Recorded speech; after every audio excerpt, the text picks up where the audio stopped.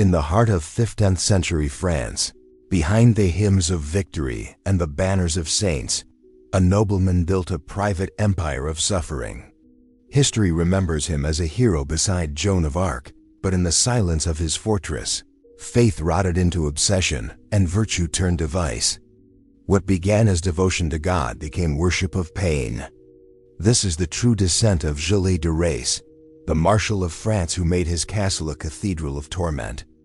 In the spring of 1429, banners bearing the fleur-de-lis advanced through the smoke at Orleans. Among the mailed knights rode Gilles de Rais, a young baron from Brittany, heir to vast lands and an older, prouder cruelty that had long ruled them. His armor shone beneath the sun as if baptized by divine fire.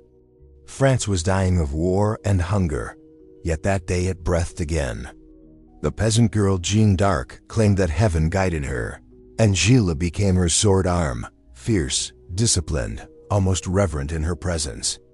Chroniclers describe him as magnificent, blue velvet, golden spurs, his banner stitched with saints. In battle he was merciless, striking down English soldiers while shouting prayers that mixed devotion with delight. When the siege lifted, Jeanne knelt in gratitude. Gilles laughed, not cruelly yet, but with a strange satisfaction, as though victory itself were a wound that pleased him. The king rewarded him with titles, land, and a fortune large enough to build a small kingdom of his own. Thus began his rise as Marshal of France, guardian of the crown and symbol of holy courage. But peace proved a harsher enemy than war. For a man who had lived among screams, silence was unbearable. The court's pageantry dulled him. Priests praised his piety. Courtiers whispered of his extravagance. His halls filled with musicians and jesters, yet he felt nothing but a hollow ache, the kind that once, on the battlefield, he had drowned in blood and noise. He gave lavishly to the church, funded sacred plays, and commissioned relics, hoping generosity might cleanse the restlessness festering inside him. Instead, the offerings felt like bribes to a god who no longer listened. Jeanne d'Arc was captured and burned. Gilles watched her trial from afar, unable to intervene. When the smoke rose over Rouen, something inside him snapped. The saintly flame that had lit his faith now consumed it. He told his confessor that God had abandoned France, and perhaps him most of all. Without war, his energy sought new battlefields, the mind, the flesh, the very limits of obedience. He began reading treatises on alchemy and theology, searching for a secret that could restore the ecstasy of divine favor. By 1434, he had withdrawn to his estates along the Loire. The peasants greeted him as a hero returned from holy service. He rode through the villages distributing coins to the poor, blessing children in the streets, his face serene. Yet those closest to him noticed a quiet unease. His prayers grew longer, his temper shorter. He spoke often of purity, of cleansing sin through ordeal. At night he paced his chamber, tracing the sign of the cross again and again until dawn. The court gossip faded. The king forgot him. But in the solitude of his ancestral lands, Gilles felt the old thrill whisper back, that sharp, intoxicating sense of power over life and death.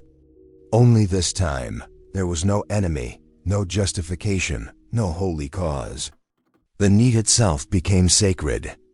In the calm after France's victory, the Marshal of France began to crave war once more, not upon nations, but upon innocence. Soon, the builders would arrive at Tiffauges, his great castle on the Loire, to restore its walls and chapels. Beneath its stone foundations, Gilles de Rais would carve new sanctuaries, not for God, but for the hunger that peace had left behind.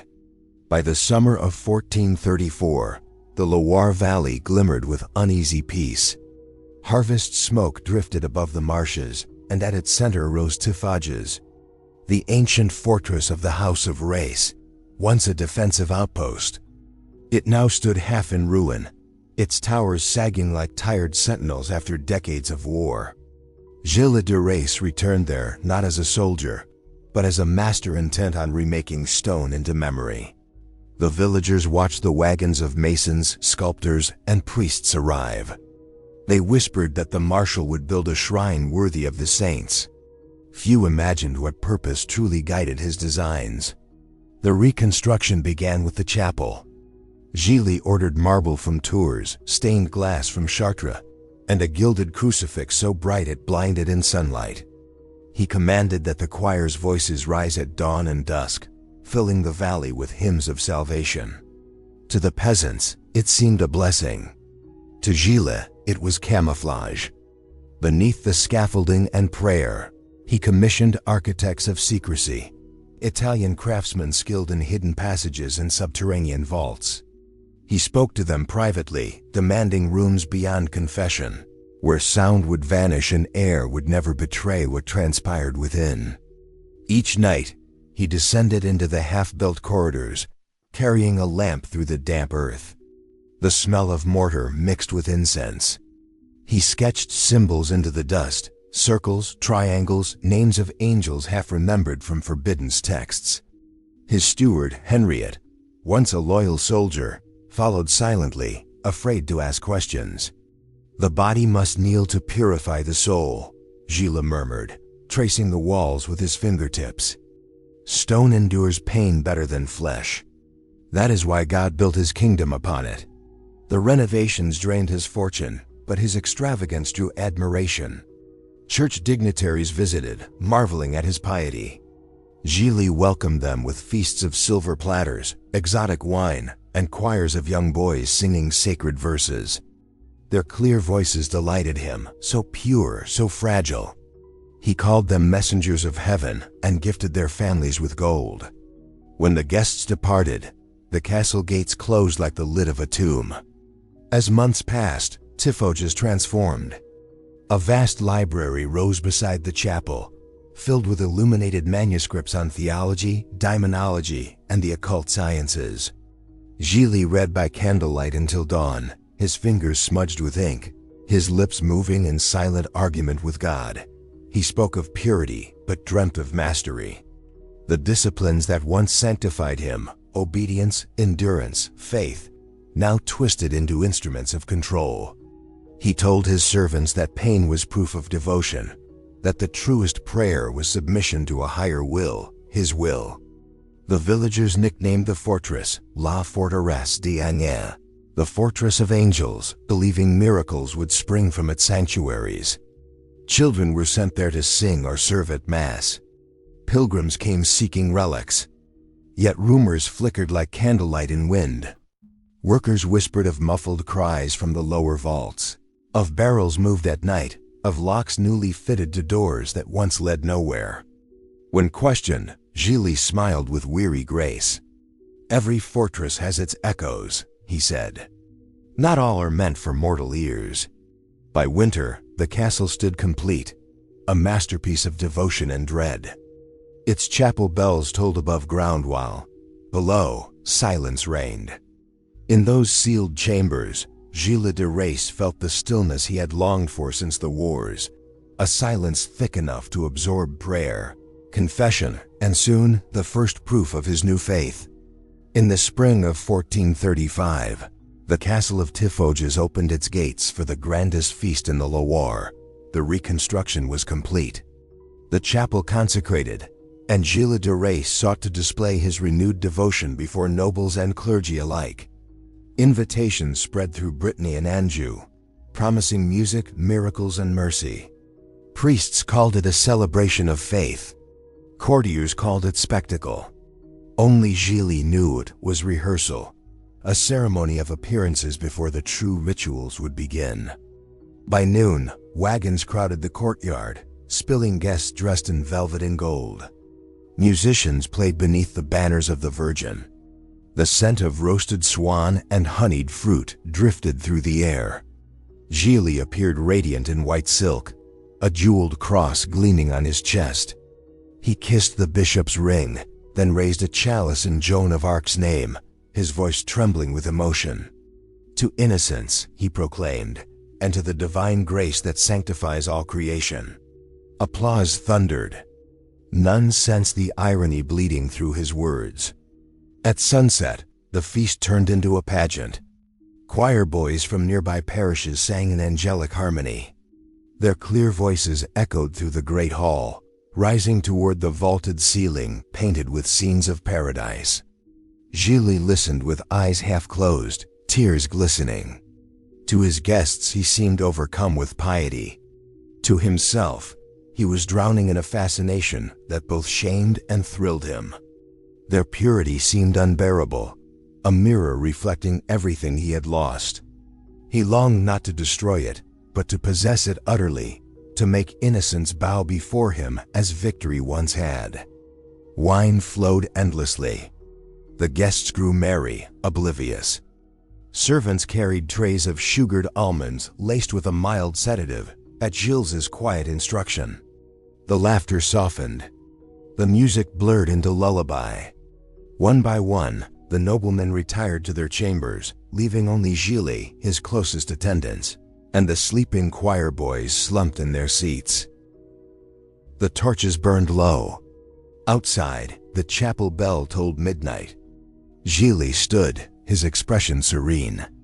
"Take them below," he whispered to Henriette and Poitou, his loyal servants turned accomplices.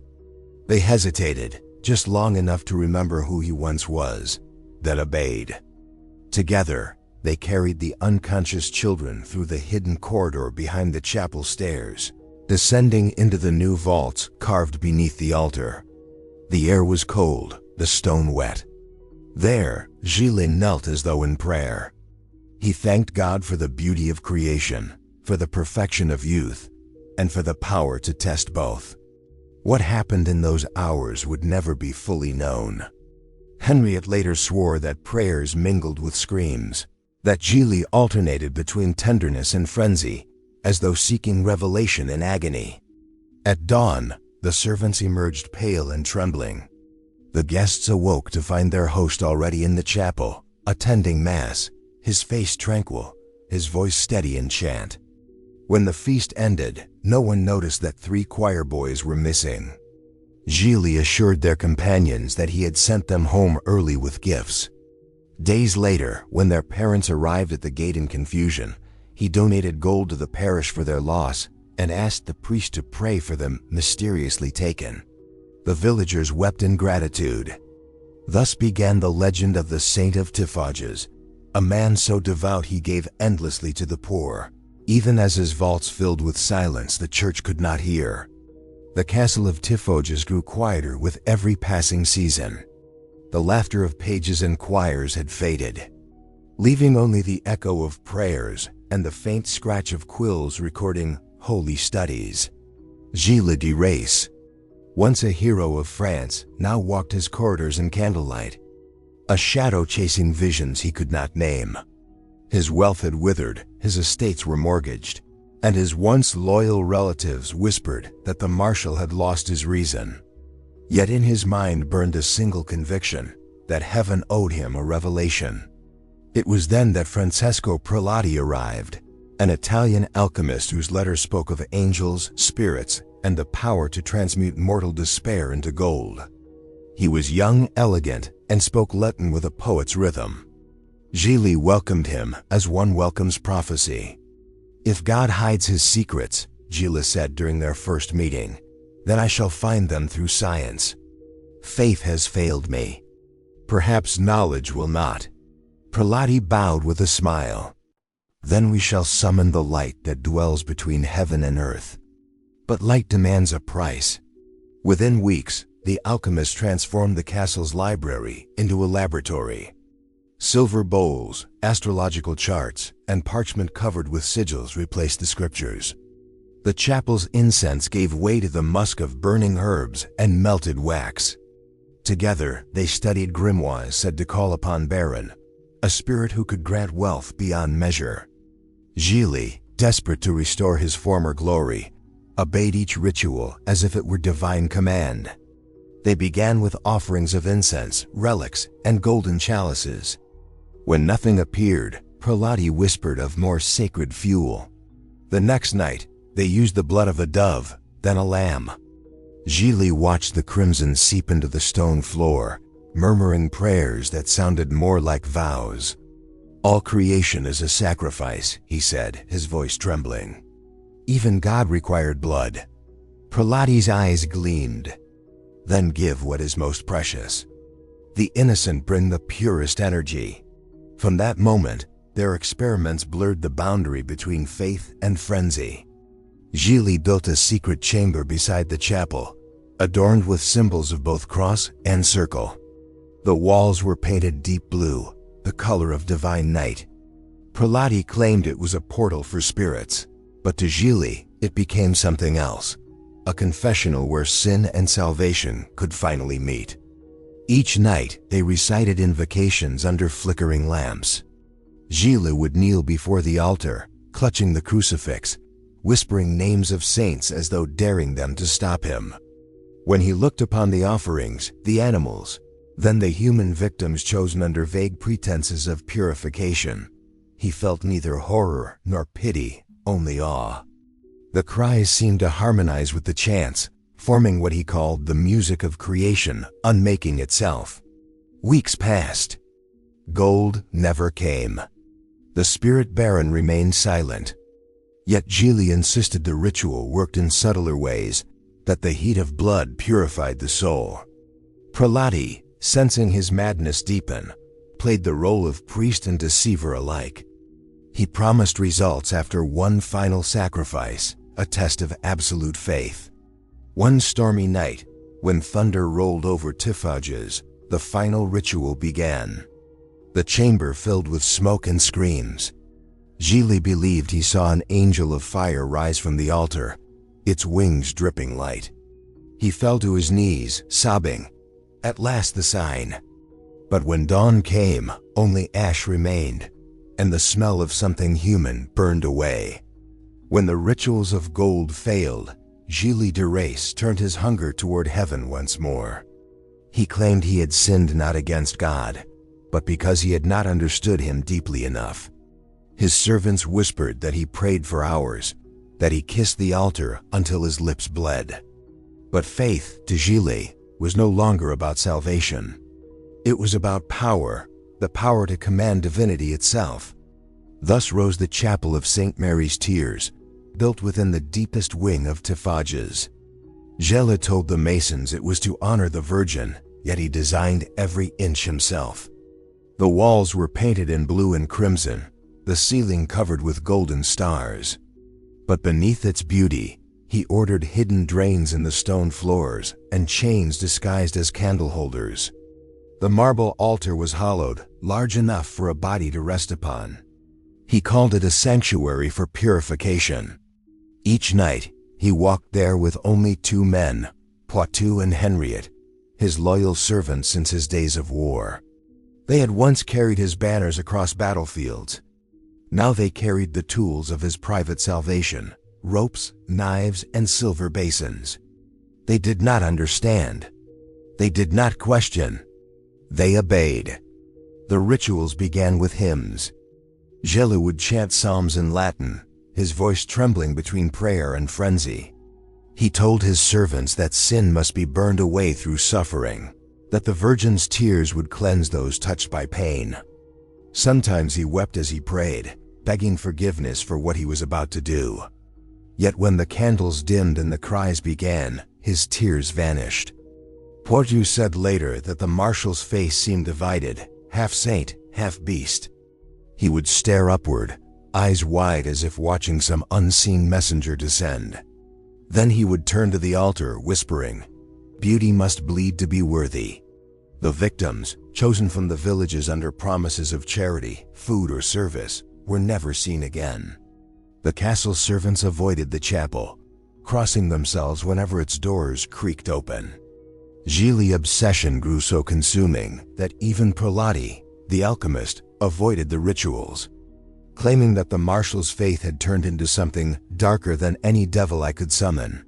In the mornings, Gilles would emerge pale and trembling, clutching a crucifix, muttering about redemption. He gave large donations to the church, repaired chapels in nearby towns, and fed the poor. Priests blessed him, calling him a model of repentance. No one questioned where his sudden fervor came from, or why children continued to disappear from the surrounding parishes. Inside Tiffauges, Poitou and Henriette lived in silent terror. They had seen too much to flee and too afraid to speak. Every night they washed the stone floors with holy water and wine, scrubbing away what the Marshal called the marks of purification. They began to believe that God himself had abandoned the castle. One night, after a particularly long ritual, Gilles collapsed before the Virgin statue, trembling. "Do you forgive me?" he whispered to the marble. "Or do you merely watch?" The candlelight flickered across her carved face, serene, tearful, and cold. He rose, his eyes hollow but resolved. "If even the Mother of God cannot weep for me," he said, "then I shall make the world remember my tears instead." And so the chapel of St. Mary's Tears became not a house of faith, but a shrine to guilt where prayer and cruelty knelt side by side, waiting for deliverance that would never come. By 1436, Gilles de Rais' obsession had grown beyond rituals or prayers. The chapel of St. Mary's Tears no longer sufficed. He sought permanence, a place where devotion and dominance could meet, where innocence itself could be measured against the altar of his desire. Thus, hidden beneath Tiffauges, he created what he called the altar of flesh, carved directly into the stone foundations. The chamber was small, claustrophobic, and suffused with shadows. Iron rings were embedded into the walls, and niches held chains, hooks, and polished instruments whose purpose was never spoken aloud. Only Gilles, Poitou, and Henriette ever entered. The rest of the household was forbidden. The servants warned that even the angels did not watch this chamber. Candles were placed at every corner, their flame reflected in polished bronze basins, casting a golden shimmer over the marble floor stained faintly from previous offerings. Gilles maintained a veneer of piety. Every act in the chamber began with prayer, Latin verses drawn from psalms about repentance and sacrifice. He instructed his servants that each victim must be prepared spiritually, that their sins could be cleansed by enduring the suffering imposed upon them. Yet beneath this intellectualized ritual lay something darker, a compulsive need to dominate, to reduce beauty and innocence to objects of absolute control. He recorded each act meticulously. Quills scratched Latin script across vellum, the dates, the names, the nature of obedience and resistance. He justified it as research, scientia sacra, a divine study of the human soul. But the words themselves betrayed obsession. Gilles wrote of the music of screams, of the clarity of the mind under terror, and of how the body's limits revealed the pathways to spiritual transcendence. His hand shook not from fear, but from desire. Sometimes he spoke aloud, addressing the empty chamber. "See how faith bows," he said. "See how purity breaks. This is what God teaches through suffering, obedience, and pain." His voice would echo off the walls, merging with the faint, muffled cries of the victims. Poitou and Henriette endured silently, their faces pale, their hands trembling. They were witnesses not only to cruelty, but to Gilles' transformation.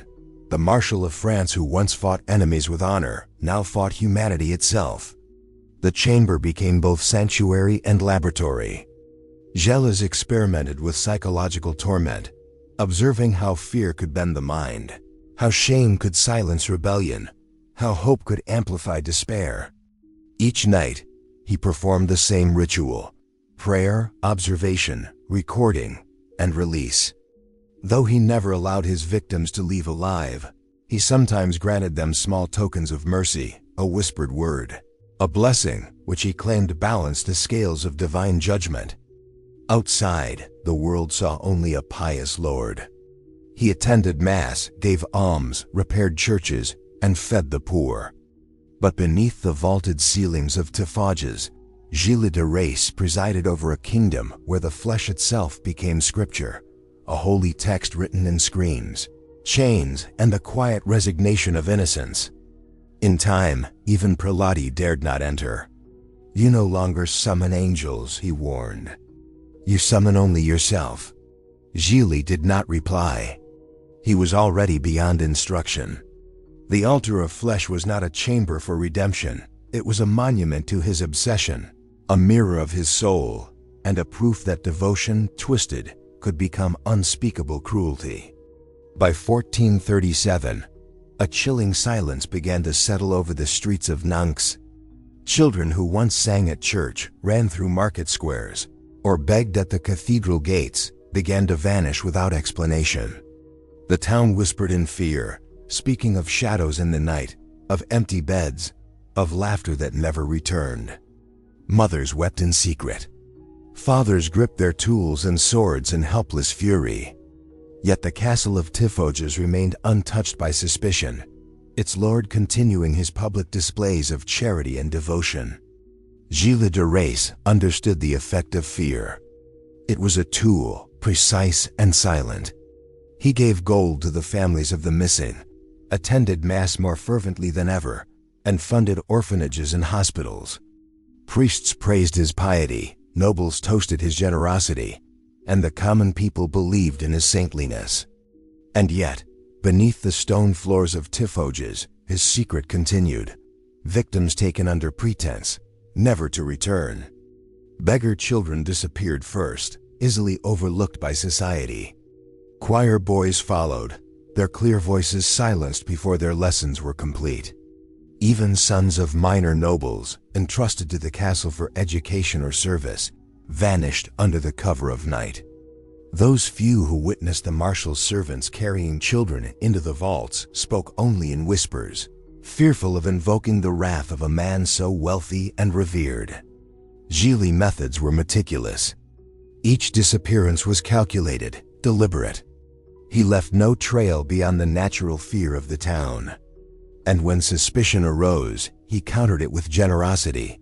Coins for the grieving, gifts to the church, repairs to sacred buildings. His face, calm and solemn, belied the acts hidden in the vaults beneath the castle. Those who questioned him directly were met with gentle rebuke or prayers for patience, leaving them uneasy but convinced of his innocence. As the years passed, the pattern became undeniable. The townspeople whispered that a curse had fallen upon Nantes. Parents clutched their children tighter, and strangers eyed every shadow with suspicion. Yet the church turned a blind eye. Gilles' donations, his status as a former hero of France, and the splendor of Tiffauges rendered him untouchable. Bishops and priests would not challenge a man who could fund so many holy works. Inside the castle, Poitou and Henriette bore the weight of every abduction. The vaults echoed with silence, broken only by the muffled cries that Gilles insisted were part of divine purification. The servants had no choice but obedience, and each night they completed their duties in terror, silently praying to survive Gilles' favor and fury. Gilles himself remained a study in contradictions. To the outside world, he was charitable, devout, and generous. To those who knew the truth, he was a scholar of suffering, obsessed with the idea that innocence itself was a sacred instrument, and that only he had the right to test its limits. His obsession was meticulous, ritualistic, and relentless. By the end of 1439, the reputation of Tiffauges was sealed in whispers. Outside, Gilles de Rais was lauded for his devotion and generosity. Inside, he presided over a kingdom of shadows where innocence was measured in absence and silence, and where his power was absolute. The vanished children became the silent testimony to his obsession, a hidden history of fear, cruelty, and devotion twisted into atrocity. And still, the church blessed him, the nobles celebrated him, and the town mourned in quiet terror. By early 1440, whispers of Tiffauges had grown too persistent to ignore. Stories of vanished children, muffled cries, and secret chambers reached the ears of Bishop Jean de Malestroit, a man of both faith and pragmatism. Unlike his predecessors, he refused to be swayed by gold or piety alone. Determined to uncover the truth, he dispatched envoys and inquisitors to observe and question, their presence carrying both the weight of the church and the threat of secular law. The arrival of investigators brought a ripple of tension through the castle. Gilles de Rais received the bishop with outward reverence, kneeling to kiss his hand and offering lavish gifts. He spoke of charity, of devotion, of rebuilding France after years of war. His servants Poitou and Henriette bore silent witness, their nerves frayed by decades of obedience and secrecy. Every glance, every word seemed a calculated performance, the same calm exterior masking the chaos beneath. Witnesses from nearby villages were brought forward. They spoke of dark corridors, of doors that led to nowhere, of children who left their homes in the morning and never returned. Some described strange lights at night, the echo of bells from empty chapels, and glimpses of figures moving in the shadows. Parents sobbed quietly, their grief restrained by fear. All the while, Gilles maintained a serene composure, assuring all that God's will was mysterious, that the church must remain patient, and that rumors were the work of envious minds. Despite the marshal's eloquence, the bishop persisted. Investigators entered the castle's hidden corridors, noting every locked door, every secret passage, and the vaults beneath the chapel. They measured the walls, examined the stone floors, and listened intently to the muffled sounds that occasionally drifted upward.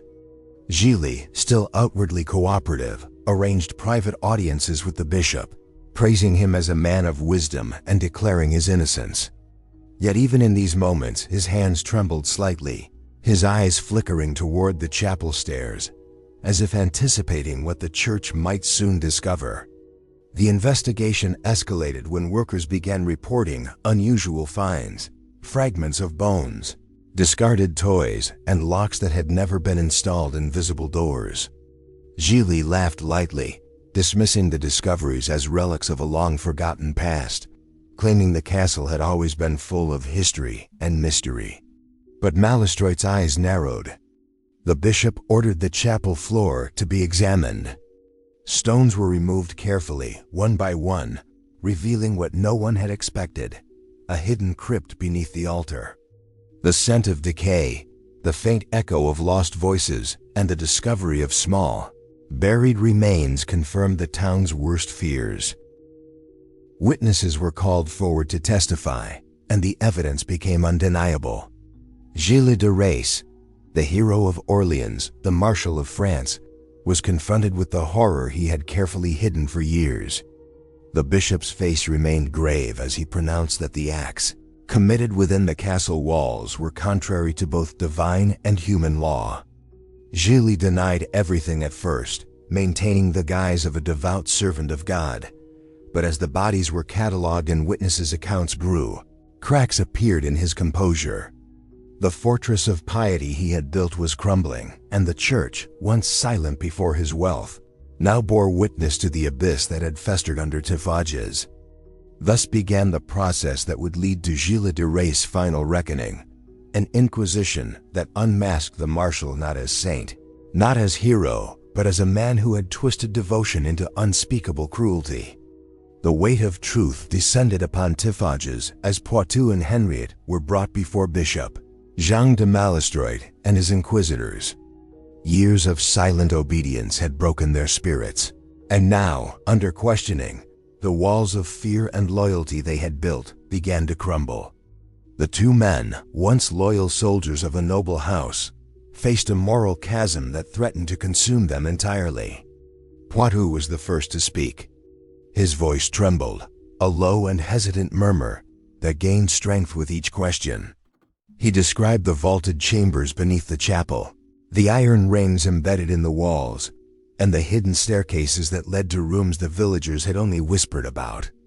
He told how Gilles de Rais selected his victims, children brought under the guise of charity or education, and how they were taken into the secret chambers where no prayer could reach them.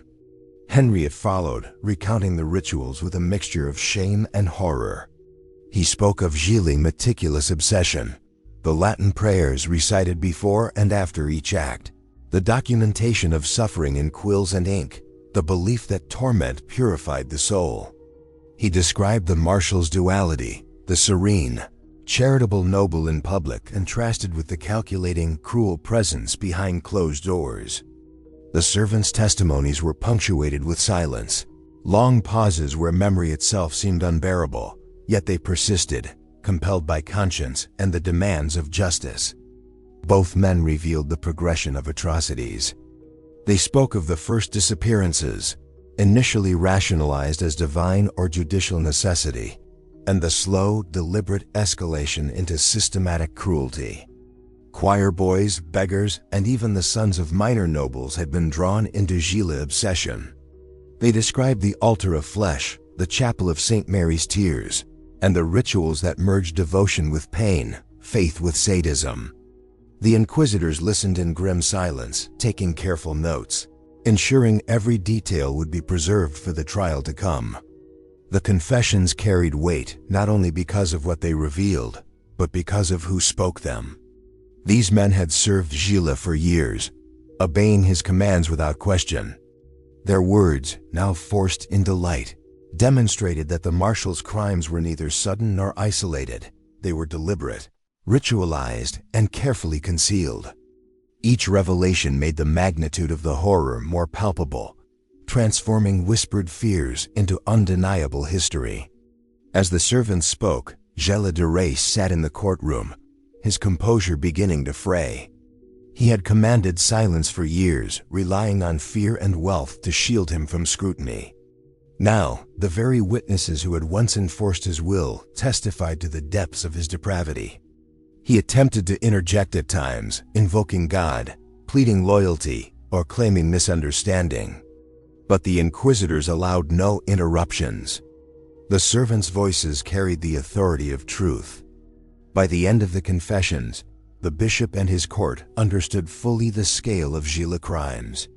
The Marshal of France, once celebrated as a hero alongside Joan of Arc, had orchestrated a regime of terror beneath the walls of Tiffauges.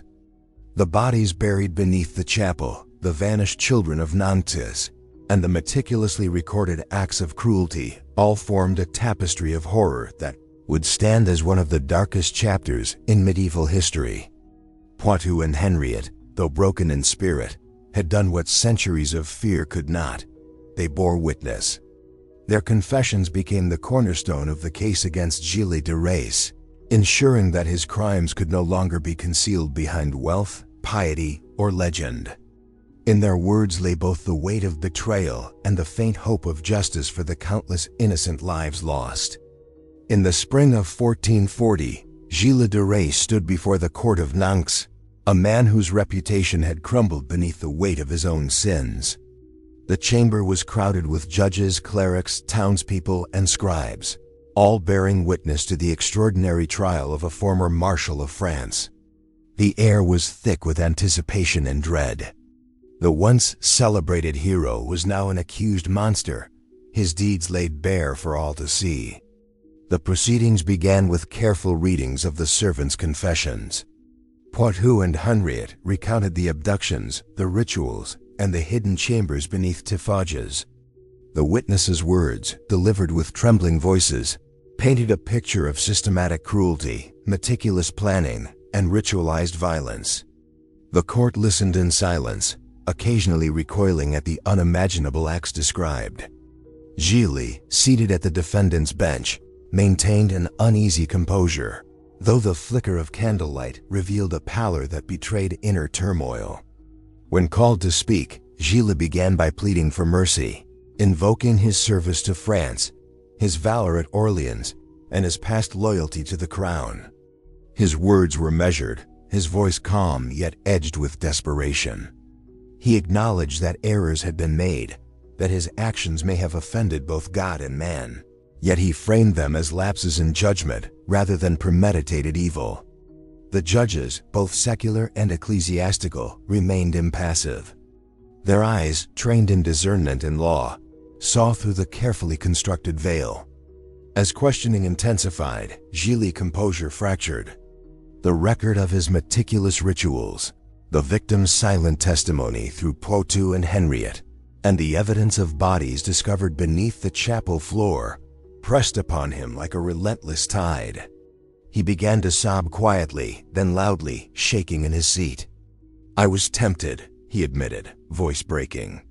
"Tempted by forces I could not resist. Demons whispered in my ear, and I strayed from the path of God. Forgive me. Forgive me." The court watched in stunned silence as the man who had once ridden beside Joan of Arc, the hero of Orleans, confessed to crimes that defied imagination. He spoke of remorse, of the impossibility of undoing the suffering he had caused, and of his awareness that death would be the only fitting consequence. Yet even in confession, there remained a hint of the Marshal's former pride, the insistence that he had sought understanding, that his acts, however horrifying, had been intended as a search for truth and divine favor. The judges deliberated at length. Witnesses, both common and noble, testified to the Marshal's duality, a benefactor in public, a tyrant in secret. The testimonies were corroborated by the bodies recovered beneath the castle floor, and by the documented rituals of the altar of flesh and the chapel of St. Mary's Tears. The combined weight of evidence left no room for doubt. Gilles de Rais, the hero turned executioner, faced condemnation not only from law but from conscience, the church, and history itself. As the court pronounced its sentence, Gilles wept openly. He fell to his knees, clasping his hands, begging God's forgiveness while the judges read the decree: death by hanging, followed by burning. The confession of a former saint, now revealed as a man consumed by obsession, reverberated beyond Nantes, shaking the kingdom's faith in its heroes and underscoring the fragile boundary between devotion and depravity. In that courtroom, the legend of Gilles de Rais was irrevocably rewritten, not as a marshal, not as a hero, but as a cautionary tale of power corrupted, innocence destroyed, and faith twisted into atrocity. After the trial, Gilles de Rais was confined to a small cell within Nantes' fortified prison. The walls were damp and cold, the air heavy with the scent of stone and neglect. For the first time in years, the former Marshal of France could no longer command obedience, nor mask his fear behind wealth, piety, or terror. The grandeur of Tiffauges, the meticulous vaults, and the chapel adorned in gold and blue were distant memories, replaced by solitude and the inevitability of death. In his cell, Gilles spent hours in prayer, not the prayers of ritual or performance, but desperate supplications to God. He confessed aloud, voice trembling, recounting the children taken, the cries of the innocent, the chains, the blood, and the chambers of torment. For the first time, words were no longer a shield or justification. They were an attempt at absolution, a final effort to reconcile the man he had been with the monster history had revealed. Poitou and Henriette were brought to him. They trembled at the sight of their former master, now a shadow of his former self. The men had been instrumental in revealing the truth at the trial, their testimony cementing Gilles' fate, yet in these final hours, they remained human witnesses to the Marshal's last moments. Gilles, seeing their fear, did something unexpected. He comforted them. He blessed them as though still their Lord, murmuring that obedience had been both their burden and protection, and that they should seek peace in the mercy of God. "They are watching us, even now," he whispered, glancing upward, perhaps at angels, perhaps at judgment itself. "Do not carry hatred. You have endured far more than you should have." The words, once used to command, now sought to console. Poitou and Henriette bowed, their tears mingling with the damp of the prison walls, unsure if forgiveness had passed from master to servant, or if it was merely the despair of a dying man. Gilles spent the night in reflection, pacing the narrow floor, kneeling before the crude cross on the wall, and murmuring every name he could remember: children, priests, servants, nobles, all who had crossed the threshold of Tiffauges. His confessions were complete. Every secret, every ritual, every act of cruelty was laid bare in his own voice. For the first time, he spoke not as a marshal or saint, not as the orchestrator of terror, but as a man confronting his own mortality and the weight of his sins. The dawn of execution approached. Guards arrived quietly, their faces solemn. Gilles dressed himself in simple linen, allowing no adornment, no symbols of rank. He spoke briefly to the men who had once carried out his orders in terror, offering final words of blessing, urging them to live without fear, and reminding them that their survival was testament to endurance, not guilt. As they led him to the place of execution, Gilles' steps were steady, though his hands trembled. He lifted his eyes to the sky, perhaps seeking redemption, or at least a sign that his prayers had been heard. The man who had commanded armies, who had built chapels and vaults, who had orchestrated horrors unimaginable, now faced his end with a vulnerability unknown to all who had served or observed him. In that final procession, the boundaries of power, fear, and devotion blurred. Gilles de Rais' voice, once commanding and lustful, now carried only the tremor of fear, the burden of guilt, and the quiet hope of mercy, a last prayer echoing across the walls of Nantes and into history. On October 26, 1440, the streets of Nantes fell into an unusual stillness. The townspeople, aware of the condemned Marshal of France, gathered quietly to witness the final act of a life both celebrated and condemned. Gilles de Rais, once a hero at Orleans, now stood at the precipice of history's most infamous judgment, the weight of his deeds pressing down with every measured step toward the scaffold. The execution site was carefully prepared. The gallows were erected alongside a pyre, and the smell of incense mingled with the morning chill, an attempt by the church to sanctify a death that had become both civic and spiritual spectacle. Priests intoned prayers over the assembled crowd, reminding them that justice was divine and temporal, that even the most revered could fall under the weight of their sins. Gilles was led forward, hands bound, his simple linen robe a stark contrast to the golden banners once carried into battle in his honor. His eyes scanned the crowd, seeing the faces of those he had terrorized, those who had witnessed the abductions, and those who had once praised him for valor. He saw Poitou and Henriette, now trembling but present, their expressions a mixture of fear, grief, and faint relief. For the first time, Gilles spoke without pretense or ritual. He whispered blessings to them, urging them to live in peace and to seek forgiveness for what they had endured. His voice, trembling, carried no desire, no pride, only fear and sorrow. As the executioner led him to the scaffold, Gilles knelt and prayed aloud, offering confessions of every act, every ritual, every abduction, every cruelty committed within the walls of Tiffauges. The crowd fell silent, listening to the words of a man stripped bare, a former marshal now human in his terror and remorse. He confessed not to seek absolution, but to reveal truth, ensuring that the innocent, even if lost, would be remembered, and that history would carry the testimony of his sins. The hanging commenced swiftly. The rope tightened and Gilles' body swayed, the life within him retreating under the weight of justice. Once death was certain, the pyre beneath him was lit, flames consuming the remains of the marshal who had once wielded armies and terror alike. Smoke rose above Nantes, curling into the sky, mingling with incense, and carrying away both fear and finality. The crowd, though silent, felt the gravity of what had transpired. A man who had embodied heroism and horror, whose life had ended in both ritual and retribution. Below the ashes, the castle of Tiffauges stood abandoned. Its chapels and chambers, once scenes of devotion and atrocity, remained silent, the vaults sealed, waiting for centuries to reveal their secrets. Time passed, and the legend of Gilles de Rais persisted, not as a tale of heroism, but as a grim reminder of obsession, cruelty, and the capacity for darkness within human ambition. Centuries later, archaeologists would uncover fragments of chains and the skeletal remains of children beneath the chapel floor, confirming what the witnesses and confessions had long revealed. The altar of flesh, the chapel of St. Mary's Tears, and the vaults beneath Tiffauges bore silent witness to a history too horrifying to forget.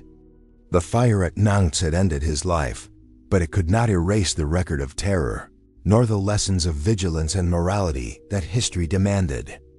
In the quiet that followed, the Loire flowed as it had for centuries, carrying ashes, memory, and the haunting reminder that even heroes can fall. And that darkness often resides where faith and power intertwine. Gilles de Rais, once immortalized in battle, would remain immortalized in infamy, a cautionary shadow over medieval France.